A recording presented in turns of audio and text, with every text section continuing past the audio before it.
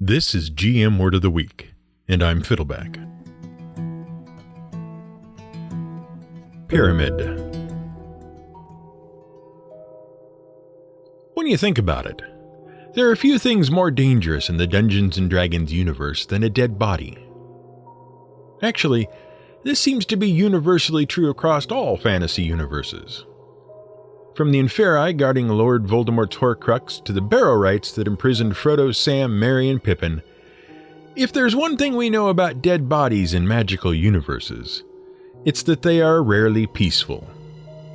And with its categorical listings of monsters built up over 40-plus years and 5 editions, plus supplements, there are restless dead for everything. You can find violently territorial corpses based on everything from burial method to method of death, from the disposition of the deceased to the stage of decomposition.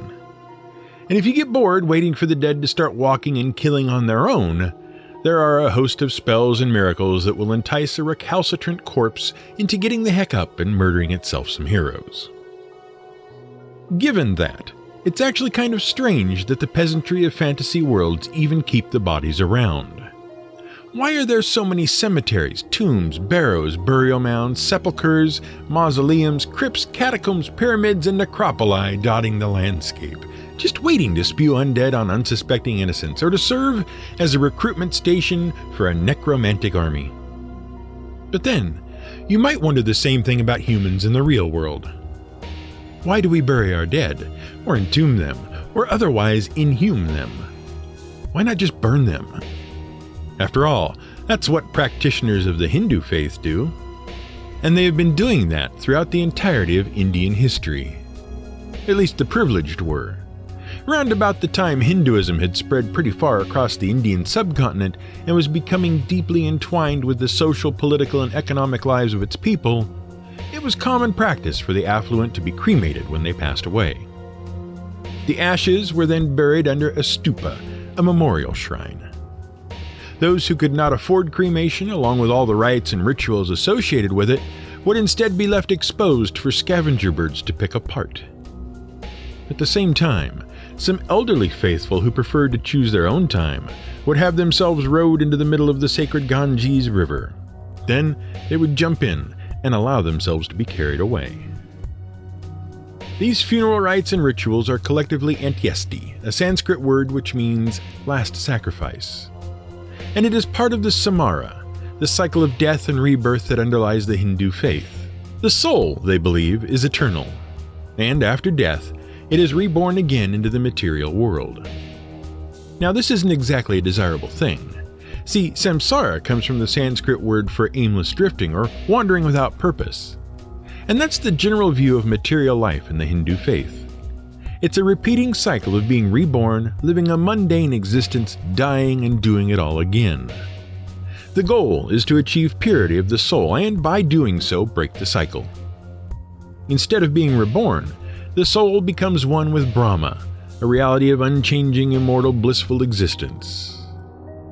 As for the antyesti themselves, the funeral rites, they are based on the idea that the body is composed of 5 elements: wind, water, fire, earth, and void. Once the soul has departed, the body must be returned to its base elements. And this is spelled out in the Rig Veda, one of the sacred Hindu scriptures. There, the faithful are instructed to commit the body to fire, or to water, or the natural world. Eventually, though, cremation becomes the preferred method, even for the less affluent, and it became a basic right of all Hindu individuals to be cremated on their deaths. But in this, Hinduism is actually a rare exception. The vast majority of human cultures across the span of history seem to prefer the burial of the body to its own destruction. The preservation and reverence of the body after death seems to be ingrained into our humanity. In fact, it seems to be ingrained into something even more primitive than humanity, because even our ancestors and cousin species seem driven to entomb their dead. The story begins in 1856 in a quarry in Dusseldorf, Germany, where a group of workers dug up some unusual bones. They looked almost ape-like, but not quite. They definitely shared an ancestor with Homo sapiens, with human beings, but they were a distinct and primitive species. And so they were named Neanderthal. That's an old Germanic name that means Valley of Neander, where the discovery took place. And note our correct pronunciation. The TH in THAL is pronounced as a hard T.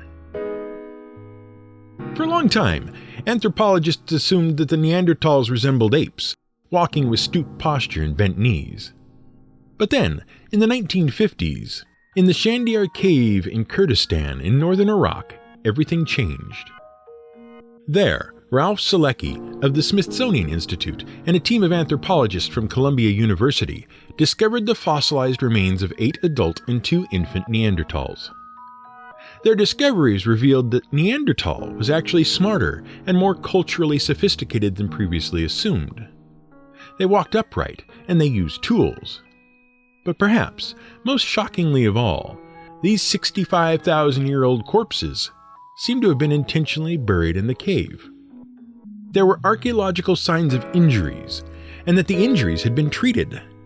And there was fossilized flower pollen found in the site that indicated that the corpses had been laid to rest with flowers.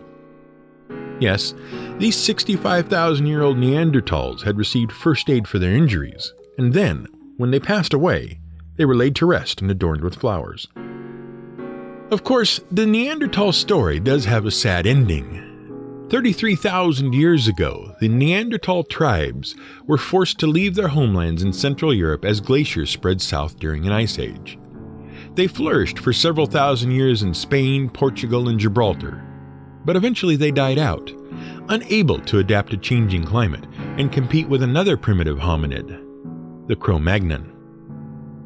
Interestingly, Selecki's discoveries inspired writer Jean M. Auel to write the first novel in her famous Earth's Children series of novels set in prehistoric Europe. The novel, The Clan of the Cave Bear, tells the tale of a young Cro-Magnon girl who is adopted by a tribe of Neanderthals. The book was a bestseller, and it allowed Auel to travel the world, visiting various archaeological sites, and meet many experts in the field. And she received an official commendation from the French government for her work in 2008. Unfortunately, the 1986 film adaptation starring Daryl Hannah did not fare so well. It was an utter flop, making back only 1/10 of its budget. Incidentally, any Chrono Trigger fans out there might be interested to know that the young Cro-Magnon woman's name was Ayla, and Daryl Hannah had a mane of back-length blonde hair. Sound familiar? But we digress. The point is, funeral and burial rites are so human that they even predate humanity. In Israel, tombs have been uncovered that predate the Neanderthals of Shanidar.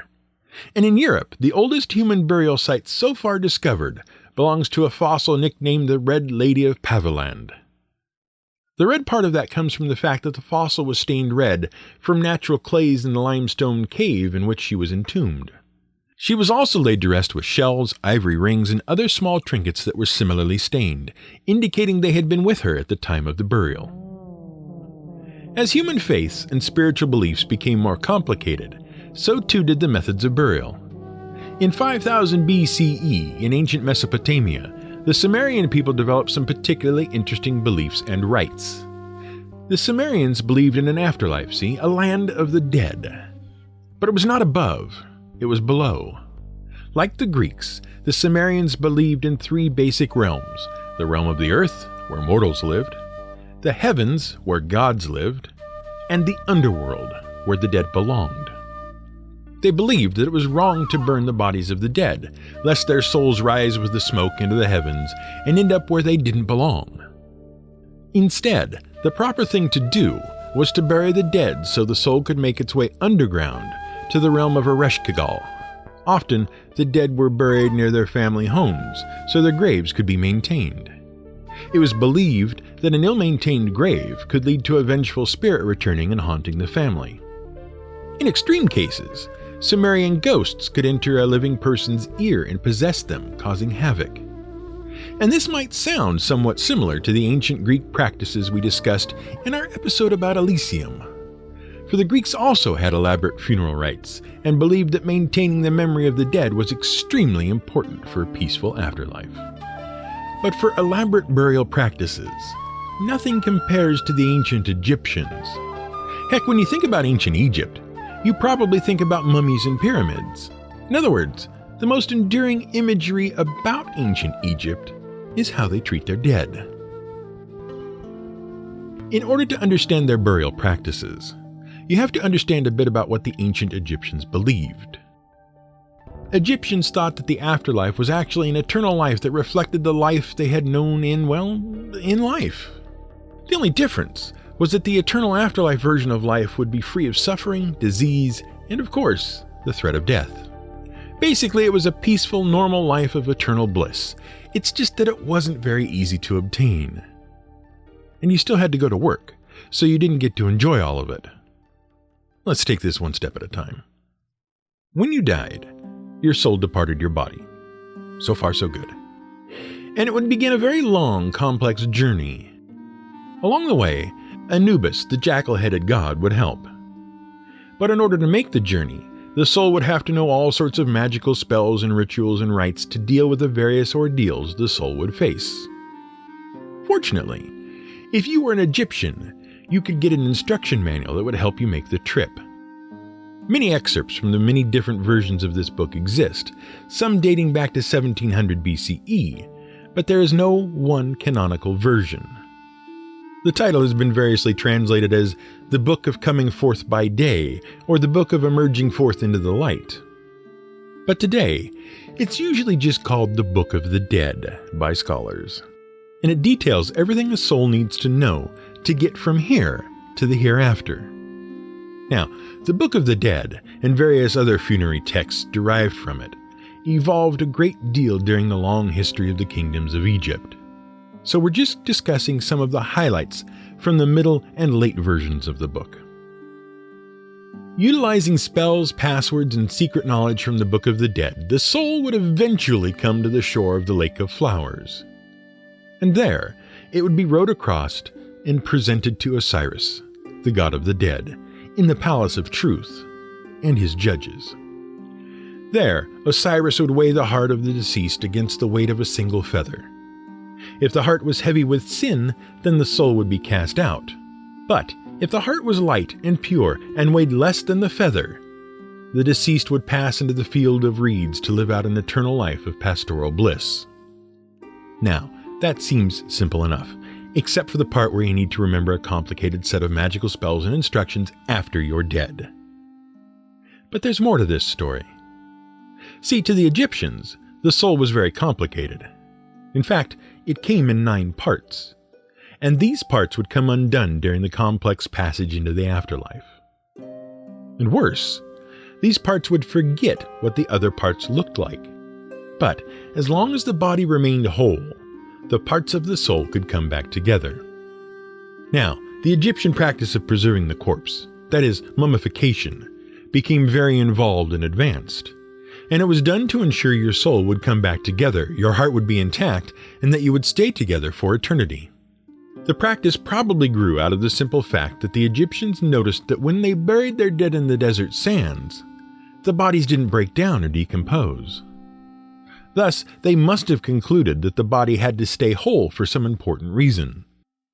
And so, they gradually developed various embalming practices to keep the body whole. Those processes included a tar-like substance called moom, which is why their embalmed dead were called mummies or mummies, and the wealthy and affluent could afford very elaborate embalming practices. The poorest of the poor had to rely on linen wrappings and simple materials purchased from the temple to hopefully keep their beloved dead's bodies together. They were often forced to use old clothes to shroud their dead. This became known as cladding the dead in the linen of yesterday. But it isn't the mummification you want to hear about. After all, the word of the week is pyramid, and the pyramids of Egypt were just big tombs, vaults to hold the dead. And more importantly, their stuff. And most importantly, their dolls. Remember that bit about how the Egyptians figured your afterlife was pretty much just like your normal life, but without the bad parts? Well, that wasn't just metaphorical. That was a pretty literal belief. If you wanted to enjoy your afterlife and live in luxury, you'd need stuff. comfortable furniture, money to buy more stuff, boats to go sailing and fishing in, a chariot to go out for long drives in, and so on and so on. After all, it was basically one big endless vacation. So the dead were always buried with stuff. Even the poorest of the poor were buried with some personal effects. It's kind of like packing for an infinitely long vacation. You'll need something to do. And the wealthiest of the wealthy, who wanted to ensure their best possible afterlife, and who had plenty of stuff to take with them, and who wanted to ensure their bodies and memories would remain intact forever, who maybe wanted to earn a place among the gods themselves, they needed huge, elaborate tombs for all that stuff. And so it became a symbol of wealth, status, and power for Egyptian kings to have the most impressive tombs imaginable. Thus, the pyramids. So how can you use all of this What? Right, the dolls. We mentioned dolls. The dolls were actually also really important to ensure that you had the best eternal vacation in the field of reeds. And everyone was buried with some dolls. Sometimes lots of them. Why? Well, it comes down to the idea that the afterlife was a literal reflection of everyday life and community service. See, as Egyptian culture was starting to really flourish, one of the major ideals of Egyptian life, ma'at, became central. Ma'at means giving back. It's the idea that you owed something to your community. The kings of Egypt would often call for great public works projects, and the citizens of Egypt would donate some of their time to working on those projects. In point of fact, many of the pyramids and monuments of Egypt we tend to assume were constructed by slaves were actually constructed by skilled craftsmen serving out a term of community service for the greater good. And the Egyptians assumed that Osiris, the ruler of the afterlife, would probably have the same sort of thing going on. The problem was, no one was really keen on giving up their time in the eternal bliss of the hereafter on some sort of public works project. Enter the Shabti doll. The Shabti doll was a hand-carved figurine that was buried with the dead. The more, the better. Poor individuals might be buried with one. Kings would be buried with hundreds, one for every day of the year. The doll had to be purchased from a temple, and they were a bit like action figures in that they always came with accessories. Each Shabti was equipped with tools that matched the deceased's skill or trade or craft, and the Shabti had one purpose: to get you out of divine community service. Let's say you're a happy dead Egyptian, enjoying your afterlife in the field of reeds, partying with friends, and suddenly Osiris calls you for community service. You recite a handy spell, one from the Book of the Dead, and one of your Shabti dolls would come to life and go to work for you. And you can continue partying. Now, the Shabti dolls were interesting for two reasons. Well, interesting for two reasons other than the interesting fact that every dead Egyptian was buried with a magical action figure that would come to life to get them out of community service. First, everyone was buried with them. Some folks had more than others, and some were much nicer than others, but they show an interesting equality in death. Whether you were a wealthy king or a poor farmer, you were still expected to work for Osiris in the afterlife for the good of the cosmos. And it was always according to your skill. Farmers would farm, kings would perform bureaucratic functions, weavers would weave, and so on.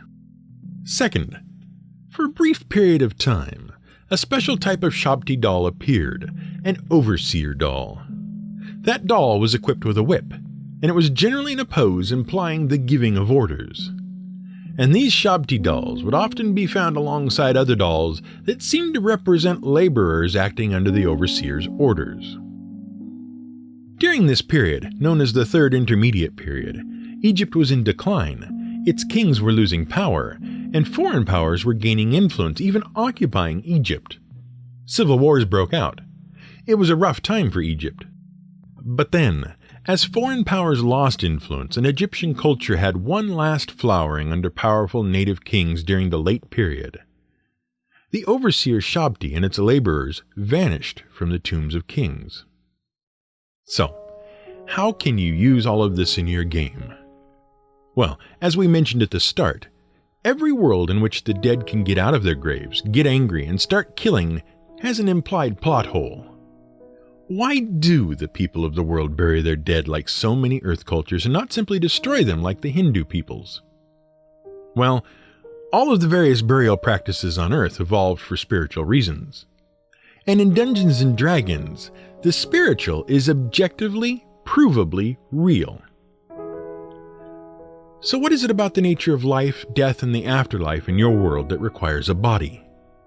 And what religious rituals exist to ensure that the dead spirits get where they are supposed to go, and their bodies don't go off on regular brain-eating binges? Every major religion on Earth has a reason for treating the dead the way it does. So should your D&D religion.